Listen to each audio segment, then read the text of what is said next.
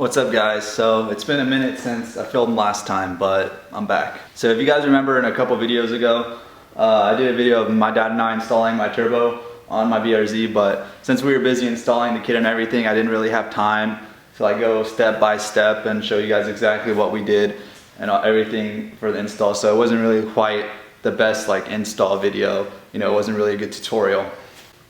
So in this video, I'm gonna try to go in my engine bay and try to just show you guys everything that we did, show you where all the lines go, how we did everything. So if you guys ever plan on getting this kit for your car, maybe you can go back on this video and look and see what me and my dad did, and maybe it'll help you out.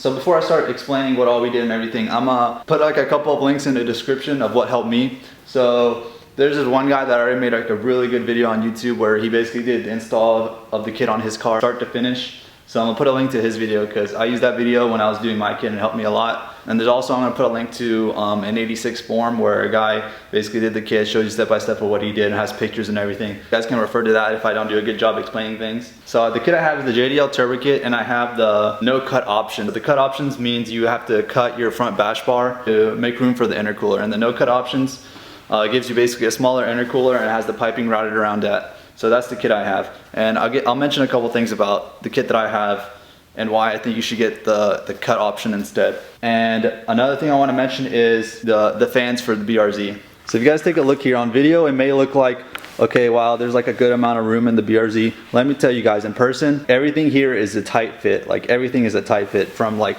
this fan here to all these pipings and everything. It's a tight fit. And the biggest issue I ran into while installing this kit is this front fan on the BRZ. So right now I have an aftermarket front fan, and it's a slimmer fan than the stock one. The original install video that me and my dad did, the stock fan, the fitment, there's like this much room in there. It's barely anything. Like the turbo is basically on it, but there's just a little bit of a gap if you guys see it. It's gonna suck if you have to put on this kit with the stock fan, and then like after a couple months it starts melting your stock fan, and then you're gonna have to take everything else apart and put in that new fan. So I say go ahead and buy a new fan, put it in while you're installing the kit. It'll make everything a lot easier, fit a little bit better, and you know, it's just for longevity, you don't have to worry about it later. So now let me talk about the no cut option versus the cut option and why I think you should go with the cut option instead. So the difference between the cut option and the no cut option is about $300. What I recommend you guys doing is I recommend you going with the no cut option, and you use that $300 to buy yourself a drift bash bar in the front. It has like the perfect amount of room for the bigger intercooler to fit. One, it will make the install a lot easier for you. You just take apart that bash bar, put in the new one, everything will fit a lot slimmer. And second is piping. So this no cut option has a good amount of piping. This one piece that's gonna come from the throttle body, and then this is a separate piece that goes from the throttle, from this pipe into the exit part of the intercooler. And then you have another piece from here, from the turbo, that goes from here into the intake side of the intercooler. You have more pipes, you have more options for there to be leaks in the car. It's also a very tight fit. Like if you guys look here with these headlights, like there's a lot of stuff I had to do that I mentioned in the other video. Like I had to like change where the harness for the headlights was just so it would fit and not be banging on the pipes, and you know, it just makes everything a real tight fit. I just would recommend just going with the no cut option and just using that $300 to spend it on the bash bar. I think it will just make it a lot easier for you guys, and in the long run I think it'll be a lot better. A lot of the hardware aspects of this kit is pretty self-explanatory, and by hardware I mean like the exhaust pieces, the manifold, like the turbo and everything. Like, oh, that is pretty self-explanatory. You just kind of bolt that stuff on. So I'm gonna be mostly trying to cover where all the tubing goes and all that information, because in my opinion, I believe tubing and the lines and everything, where everything goes, is the most confusing part. The first thing you're gonna want to put on is probably the headers and the wastegate. So I recommend putting on the wastegate before you put it on the car, because once you put the headers on the car and everything, it's gonna be a really tight fit and you're gonna have trouble putting on the wastegate from there. So you just put on the wastegate beforehand. The wastegate you get is gonna come with instructions. They do a pretty good job of telling you what to do. Well, I'm running no boost controller, so for my wastegate, the bottom part is going into the turbo, and then the top part, since I'm vented to atmosphere, is just, you just leave it open. So just don't worry about that one. Again, it's gonna come with instructions. They're pretty good instructions. So you just kind of bolt it on there and you just figure out where the hoses go. So here's my hose. So my hose for the wastegate is right here. Now originally this part was attached right here to the turbo. So originally my wastegate was coming in here, but my tuner actually swapped it. Don't ask me why he swapped it. He did it. The car made more power. You know, I'm just letting you know that this originally it was right here. So originally when you get the kit, it's going to be right here. You're going to just take this hose and you're going to just route it and put it right here. So that's the hose for the wastegate. So after you get hot side of the turbo done, you can go ahead and start doing the rest of the turbo as well. These pieces are going to come attached, but what you're going to have to do is you're going to have to caulk this turbo. So for caulking the turbo, with this particular kit, the way it's made, it's really difficult caulk it per se. You guys really can't see this, but on the bottom is an oil return feed. The way it's made, it's like really thick, so you can only caulk the turbo a certain amount before it starts hitting another piece of it. So the best thing you want to do is you want to get this turbo top so the oil feed line is as close to 90 degrees as possible. So that's what you want to do. So get it as close as possible as you can without having the oil return bumping into anything. So that's what I recommend. Just try to get it as close to 90 as possible. I'll just give you a quick rundown of what the pipes, like what pipes go where. So you guys can't really see from here, but the pipe that goes here, it's going to make like an S shape. That's the best way I can explain it. It's going to go here and it's going to go curve in like this into the intercooler. So it's going to be the S-shaped pipe, and that's going to go in the rear of this intercooler. It's going to be a little opening there for that pipe. On this side of the intercooler is going to be the blow-off valve. The blow-off valve is going to come with directions on how to install it. It's really simple. You just literally just mount it on there, and that's it. And then for this part, there's going to be a longer pipe, a longer skinnier pipe that's going to go here, and then the thicker pipe is going to go into the throttle body. I literally just used that picture as a guide for installing it.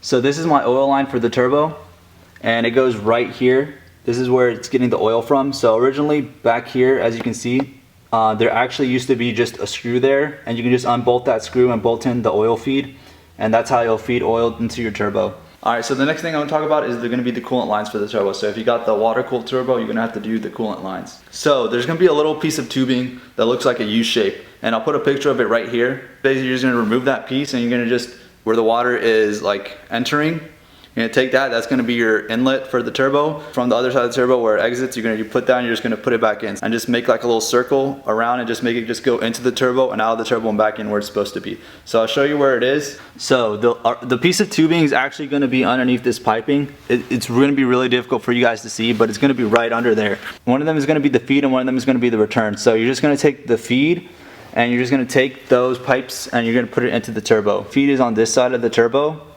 So when you take the feed from there, you're going to just take it in and then put it here. Return is on this side of the turbo. So you just take this return and you're just going to feed it and put it back in there. And the way me and my dad routed it is we actually routed the piping over here behind the oil around here and then just underneath here. So it's like very discreet and kind of, it's like not very noticeable. So that's why it's hard to see, but this is where we routed it. All you guys have to worry about, just make sure you have the feed going into the feed of the turbo, and then when you're returning back out of the turbo into the return of the water. I think the feed is going to be on top, return is going to be on the bottom. Watch that video I put in the description. I think that guy goes over it pretty well and explains it, which one's which. Blow-off valve. So I think the blow-off valve is probably the easiest one out of everything because it's super easy to figure out. The blow-off valve is going to mount here and it's going to have one little nipple for the tubing. So you're going to take that tube, and what we did is we routed it through here. And it's really dark, so it's going to be hard to see, but here's the tubing and it's going to come through here. And what you're going to get is you're going to get a T-fitting, and for that T-fitting, you're gonna have to cut this portion that goes into the brake booster, but make sure you cut, like over here you'll feel like a solid part of it that's like really thick and hard. Make sure you cut below that part of it, and you just fit the T-fitting in there. And basically, originally these pipes were just one, but you just cut that pipe in half, put the T-fitting, and then you have that extra slot for the blow-off valve that's gonna just route through here into the blow-off valve. So in the kit you're gonna get these 4 clamps. And in our packaging, it was said like solenoid clamping or something. I'm not really sure what the exact name was, but my dad and I, we weren't really sure like what this was for or like where this went, because we like had everything already and we just had like these 4 extra clamps and we weren't sure what to do with them. But we were able to figure out where it's supposed to go. Underneath this box right here, there's going to be 2 hoses. And apparently, when your car starts making boost, these hoses have a tendency to come loose and come off. So these 4 clamps are actually supposed to be for those 2 hoses. You put like 2 clamps on one side and 2 clamps on the other. So I'm put a picture up on the screen of what it's supposed to look like, just so you guys have something for reference and not just looking at this. So you don't have to take this whole manifold piece off and just take this all off. What you could do is you can just take off this compressor, and you can actually reach those hoses from here. If you just take this off, you can reach them and put the clamps on from there. So you don't have to take this whole piece off, and it makes it a lot easier because you can just remove this compressor right here, and then it's a lot easier to reach it that way than having to take off that whole manifold. So that's one quick tip for you guys. Hopefully I gave you guys enough information. You know, hopefully I did a pretty good job showing you. I know I tried to do my best. So the new map sensor is gonna go here. This is where the new map sensor goes. You're gonna get a MAF extender. So you're gonna take your old MAF sensor, put it on this tubing, and then you're gonna get this extender, and you're just gonna extend it back to where it originally connected. I put links to everything in the description, so if anything I didn't explain well, just check in the description. And you know, those will help guide you along the way if you're doing this yourself. And then this kit comes with instructions for like almost everything, so you guys won't be confused. Just check the instructions, you'll see what to do. You know, next video we're gonna have a little talk and talk about my experience so far with the kit, what I think about it. I'll catch you guys next time. Peace.